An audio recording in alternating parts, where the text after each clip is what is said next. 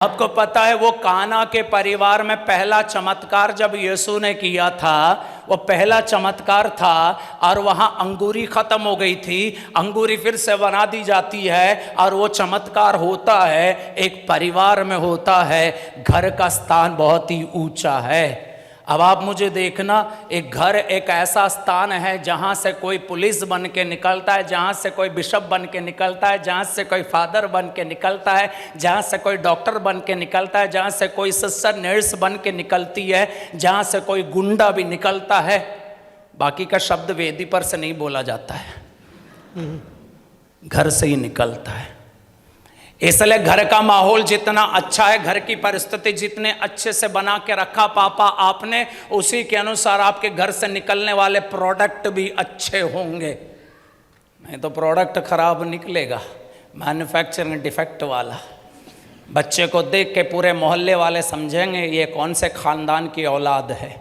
इसलिए ध्यान से सुनना, घर का ख्याल रखना। जल्दी हाथ मिलाओ, बोलो घर का ख्याल रखना। हाथ मिला लो ना, हाथ मिला लो। हालेलुया, हालेलुया, बोलो हालेलुया, हालेलुया। हम हाथ मिलाना, अच्छे से मिलाना है। हाँ, वैसे शक्ल से मुझे नहीं लग रहा सब लोग सर बनने वाली है। शादी तो करेंगे, आपको भी देखना है, मुझे देखना। Hallelujah, hallelujah, praise the Lord, praise the Lord. आपको पता, कल के दिन हम बोल रहे थे, एक अर्धांग रोगी जिनके हाथ पैर नहीं चल रहे थे, उनको उठा कर ले आए थे, घर के छत पर चढ़ा दिया गया था, छत खोल दी गई थी, नीचे उतारा गया था। और उस समय भी यीशु कहाँ बैठे हुए थे? रिट्रीट सेंटर में बैठे थे क्या?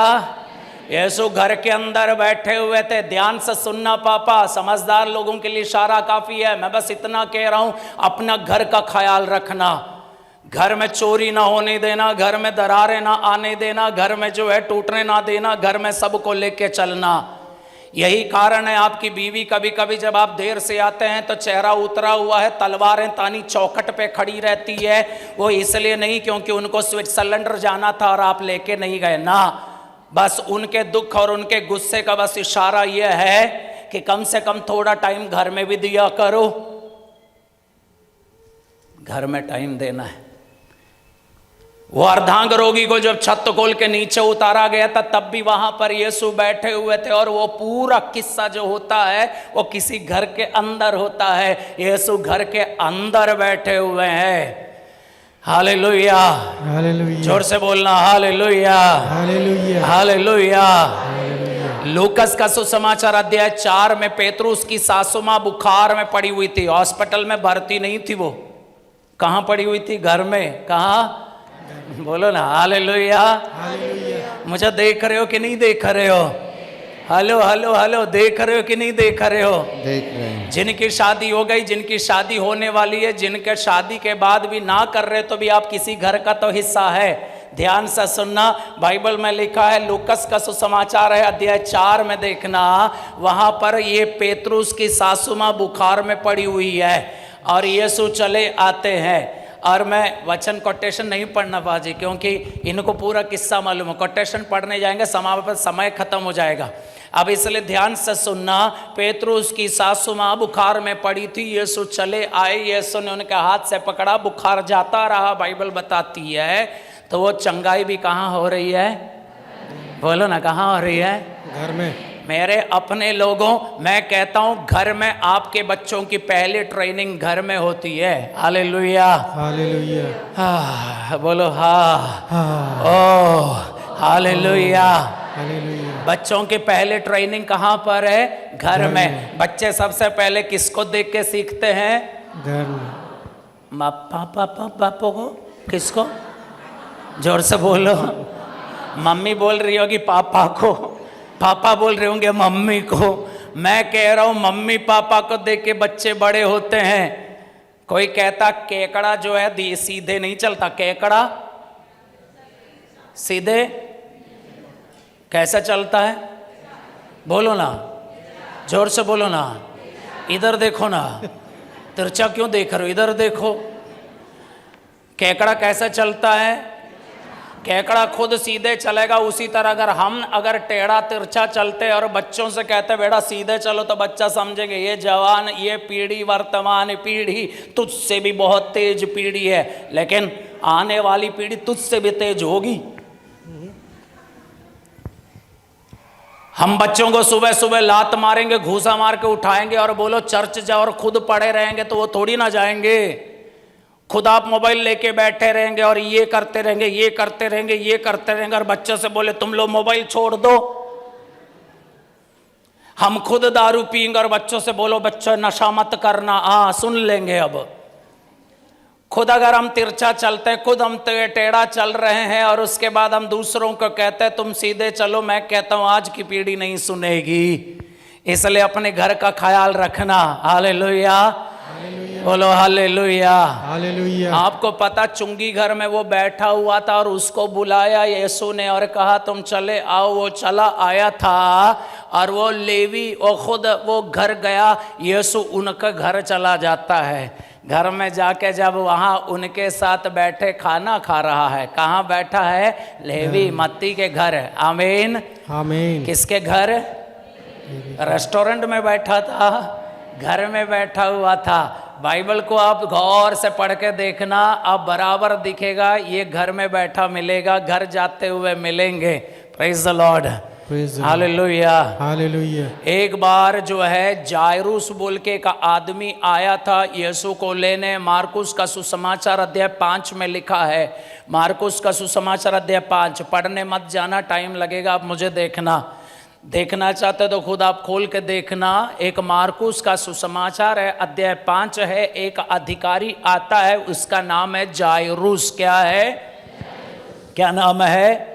जायरूस की बेटी बीमार थी, इसलिए यीशु को बुलाने वो आए और यीशु को लेके जा रहे थे। तो रास्ते में 12 साल से रक्तस्राव से पीड़ित एक औरत से मुलाकात हो जाती है और बातों बातों में थोड़ा सा समय जो है चला जाता है। इतने में जायरूस के घर से कोई आकर बताता है अब गुरुवार को परेशान मत करना, अब बेटी आपकी मर गई है। फिर भी यीशु जाते हैं और यीशु कहाँ चले जा रहे हैं? यीशु जायरूस के घर के अंदर घुस जाता है। यीशु जायरूस के घर के अंदर पहुंचता है और उस बेटी के हाथ को पकड़ता है और कहते हैं तलीता कुम, है बेटी उठ जा। ये चमत्कार, जो मर गई थी उनको फिर से जीवन दान दिया। ये चमत्कार कहाँ हो रहा है? जोर से बोलो हालेलुया, बोलो हालेलुया, हालेलुया। लूकस के सुसमाचार में अध्याय 10 में वचन 42 में यीशु किसी घर के अंदर बैठे हुए हैं, तो वहां पर एक बहन है जो यीशु के चरणों पर ही बैठी हुई है। तो उसकी एक बहन किचन से चिल्ला चिल्ला कर कहती है देखो ना प्रभु, ये तो मुझे अपने काम के लिए खुद छोड़ दिया और आपके पास बैठी हुई है, उससे कहो ना तो थोड़ा सा यहाँ पर पकौड़ी तलने में मेरी भी मदद करे। पकौड़ी नहीं लिखा है ना? हालेलुया, मुझे देखना। Hallelujah, hallelujah. वो बहन जो यीशु के कदमों पे बैठी हुई है उसका क्या नाम है? जोर से बोलो ना। और ये बैठी हुई है और यीशु कहाँ बैठे? घर के बाहर के घर के अंदर है। ध्यान से सुनना, घर के अंदर यीशु का और घर का बहुत ही घनिष्ठ संबंध है। यीशु का और आपके परिवार में बहुत ही ज्यादा रिश्ता है। ध्यान से सुनना, हर परिवार का मूल आधार ईश्वर है। इसलिए अपने घर का ख्याल सबसे पहले रखना, बाकी का ख्याल बाद में रख लेना। ओह बोलो हो, एक दूसरे को हाथ में लाओ, 4 लोगों को हाथ में लगा लो। घर का ख्याल रखना प्लीज, घर का ख्याल रख। आपके पारिश पर इसको भी बोल देना, बेचारा बैठे हैं पीछे। हालेलुया, बोलो हालेलुया, हालेलुया, हालेलुया, हालेलुया, बोलो hallelujah, hallelujah, hallelujah, hallelujah, hallelujah, hallelujah. आपको एक बात बताता हूँ, यीशु ना बराबर जो है परिवारों में जाया करते थे। सही बोल रहा हूँ? इधर देखो ना। हाँ बोलो हाँ। यीशु को घर जाना अच्छा लगता था। वो कभी जो है काना के परिवार में मिल जाता है, तो कभी जो है फरीसी के घर में भोजन के लिए बैठा मिल जाता है। लेकिन हर बार किसी के घर गया तो कुछ ना कुछ अलग इरादा भी इनका चलता था। हालेलुया, बोलो हालेलुया, हालेलुया। किसी भी घर में अगर यीशु गया तो उसके पीछे कुछ ना कुछ इरादा हमेशा रहा है। अब एक बार लाजरूस के घर में एक बार नहीं कई बार यीशु जा चुके। यीशु को परिवारों में जाना अच्छा लगता है, इसलिए बाइबल का वो वचन मुझे बड़ा अच्छा लगता है। मैं दरवाजे पे खड़ा हूँ और खटखटाता हूँ, यदि कोई मेरी वाणी सुनेगा, द्वार खोलेगा, मैं अंदर प्रवेश करूँगा, मैं उनसे बातें करूँगा, मैं उनके साथ भोजन करूँगा। Praise the Lord, hallelujah, hallelujah, hallelujah, hallelujah. एक आदमी आपको याद है बेटा, वो छोटे कद का आदमी जो चढ़ गया था पेड़ के ऊपर, आदमी का नाम चिल्ला चिल्ला के बोलो जरा। हाँ, वही आदमी छोटे कद का था, चढ़ गया था ऊपर पेड़ के। उनसे वहाँ पर यीशु सीधे चला आया, यीशु सीधे चला आया पेड़ के नीचे, क्योंकि पहले से यीशु के शिष्यों ने लिख के दिया था एक आदमी पेड़ के ऊपर बैठा, उसका नाम जक्केऊस है। सही बोल रहा हूँ कि गलत बोल रहा हूँ? जोर से बोलो। गलत। मैं कुछ भी बोलूं सही हो जाता है, गलत बोल रहा हूं। हालेलुया। यीशु के शिष्यों ने कोई नाम लिख के नहीं दिया था, लेकिन यीशु जानता था भरी भीड़ में भी वो एक को अकेला देख लेता है। वो सीधे चला आया, पेड़ के नीचे खड़ा हो गया, ऊपर देखा और कहा, ओए जक्केऊस नीचे उतर गया। क्या? आज मुझे तुम्हारे यहाँ जाना है, तुम्हारे यहाँ ठहरना है। एक शब्द है, ओरिजिनल लैंग्वेज में शब्द देई, मतलब आज मुझे तुम्हारे यहाँ ठहरना है। बोलो है, बोलो ना, हालेलुया, हालेलुया। मैं यहाँ खड़े खड़े भरी भीड़ को देख रहा हूँ, लेकिन वो भरी भीड़ में एक एक को देखता है।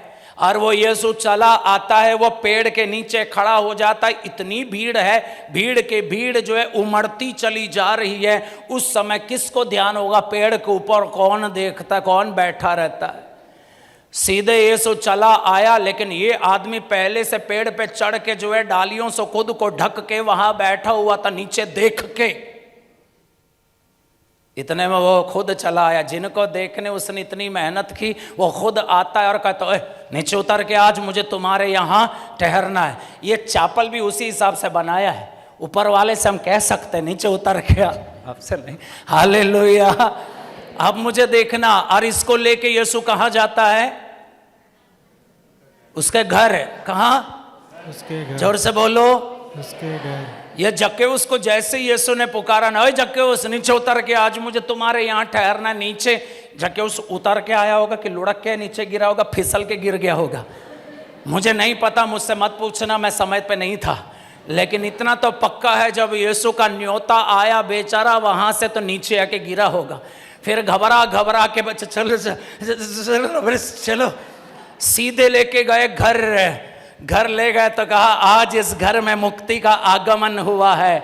और वहां पर एक बात लिखी है, पता क्या लिखा है? ये जक्केऊस पहले इकट्ठा करने की आदत जिनकी हुआ करती थी, केवल समेटने की आदत हुआ करती थी, वो इंसान कहता है अब जो है मैं जो अपनी संपत्ति का हिस्सा दे दूंगा, किसी के साथ बेईमानी की है तो 100 गुना लौटा दूंगा। देने की आदत शुरू। हालेलुया। देना है क्या? देना है क्या? देना। इधर देखो ना, क्या देना। जोर से बोलो, देना। बाइबल में एक सुंदर सा वचन है बेटा, घर के अंदर हमेशा ध्यान रखना, देने की आदत बच्चों के अंदर डाल देना। चर्च में जब है फादर लोग जब यहाँ पर से बोलते हैं चंदा बराबर दिया करें, तो कुछ लोगों को तकलीफ होती है। चंदा 100 रुपया जब मांगा जाता है तो लोगों को लगता है कहीं ज़्यादा तो नहीं मांग लिया। यही 100 रुपया लेकर जब आप मार्केट जाते हैं तो आपको लगता है कुछ कम तो ही नहीं हो गया।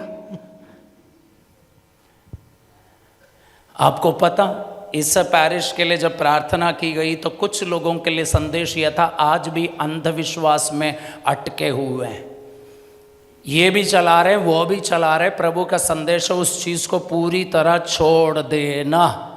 आपको पता, कुछ लोग जो है, कुछ मसीही लोग जो है यहाँ आकर परम प्रसाद भी ग्रहण कर लेते हैं, वहाँ जाके वो भी ग्रहण कर लेते हैं। यहाँ आते रोजरी भी पहन लेते हैं और वहाँ जाके तावीज़ भी बंधवा लेते हैं। यहाँ आते हैं प्रभु प्रभु कहते हैं और वहाँ जाके पता नहीं क्या कह देते हैं। यहाँ आके मिस्सा में 50 रुपया देने में भी हाथ खींचता है, लेकिन वहाँ पर 5000 भी देने में, बकरा कटवाने में, दारू देने में भी तकलीफ नहीं होती है। अब आप मुझे देखना, बाइबल में लिखा है जब जक्केऊस को लेके उसके घर गए तो घर में जब यीशु ने कहा मुक्ति का आगमन हुआ, वहाँ पर जक्केऊस कहता है संपत्ति का जो है हिस्सा मैं गरीबों में बांट दूंगा, बेईमानी किसकी है चौगुना लौटा दूंगा। देना है जिनके अंदर है, जिनके घर में, जिनके खानदान में यीशु की उपस्थिति है, उनकी पहचान है देने की। और आप लोग देने वाले लोगों में से है, ये मुझे फादर लोगों ने बताया, ये लोग देते हैं, लेकिन मैं कहता हूँ और देना है। Hallelujah, hallelujah. मैं आपका चंदा इकट्ठा करके ले जाने नहीं आया हूँ, मैं ये बोलने आया हूँ। आपको पता केरला कैथोलिक कलीसिया को पहले देने की आदत नहीं हुआ करती थी। हमारे डिवाइन पोटा आश्रम के जिन्होंने शुरुआत की वो आदरणीय फादर मैथ्यू नाइकम परम्बिल ने केरला कैथोलिक कलीसिया को देने की आदत सिखाई। उन्होंने क्या कहा मालूम? वो कहते हैं अगर आपके जीवन में फिनेंशियल स्ट्रगल है तो कैथोलिक लोगों के लिए, मसीही लोगों के लिए फिनेंशियल स्ट्रगल से बाहर निकलने का एक रास्ता है। वो रास्ता ये है कि दशमांश बराबर दिया करें। क्या? दशमांश। Hallelujah, hallelujah. अच्छा हुआ कि मैं यहाँ का पैरिश प्रीस्ट नहीं हूँ और ना ही असिस्टेंट हूँ, नहीं तो मैं बोलूँ और उसके बाद आप सोचिए अच्छा पैसे इकट्ठा करने आए हैं। नहीं, मैं चंदा इकट्ठा करने नहीं आया हूँ और ना मेरे नाम पर मैं आपसे चंदा इकट्ठा करवाऊंगा, बल्कि मैं ये कहने आया हूँ अगर आपके जीवन में, आपके पढ़ाई में, आपकी नौकरी में अगर कोई अड़चन है, आपको आर्थिक तंगी परेशानियां है, तो मैं आपसे कहता हूँ हमारे समाज के बुजुर्गों ने हमें ये समझाया है फिनेंशियल स्ट्रगल से बाहर निकलने का एकमात्र रास्ता है अपनी कमाई का एक हिस्सा प्रभु के कार्यों में बराबर देते जाना। आमीन, आमीन। Hallelujah, hallelujah. जो देता है कभी कंगाल होकर नहीं मरता है, जो देता है उनको प्रभु और भी देता है। इसलिए बाइबल में एक वचन है, बेटा इधर देखना, लिखा है दो और तुम्हारे लिए भी दिया जाएगा, हिला हिला कर, दबा दबा कर, हिला हिला कर, दबा दबा कर, ऊपर उठी हुई पूरी की पूरी नाप तेरी गोद में डाल दी जाएगी। हे प्रभु, बोलो हे प्रभु।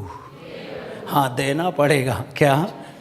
देना पड़ेगा। Hallelujah, hallelujah. Praise the Lord, praise the Lord. Hallelujah. Hallelujah. मैं परिवार के ऊपर बात कर रहा हूं, लेकिन परिवार में एक आदत अपने बच्चों के अंदर डालनी चाहिए। एक और बात बताता हूं, पापा देखना मुझे, आप अपने बच्चों को लेकर जब चर्च में आते हैं ना, कम से कम 10 रुपए अपने बच्चों के हाथ में पकड़ा देना और कहना चंदा डालना। क्या? डालना। क्या? बोलो ना, डालना। Hallelujah, hallelujah. वो इसलिए क्योंकि इस उम्र में अपने बच्चों को जबरदस्ती कुछ पैसे पकड़ा देना और कहना मिस्सा में जो है वो चंदा लेने आएंगे तो डाल देना बेटा, क्योंकि ये बच्चे जब बड़े हो जाएंगे तब तक आप बूढ़े होते चले जाएंगे, आप कमज़ोर हो जाएंगे, आपकी कमाई जो है रुक जाएगी, आपका रिटायरमेंट का पैसा आएगा कि नहीं आएगा मुझे नहीं पता, लेकिन उस समय भी अगर आपके बच्चे के अंदर आपने पहले से एक आदत डाल दी है, ये बच्चे आपको भी देंगे। Praise the Lord. Praise the Lord. सिखाना। क्या?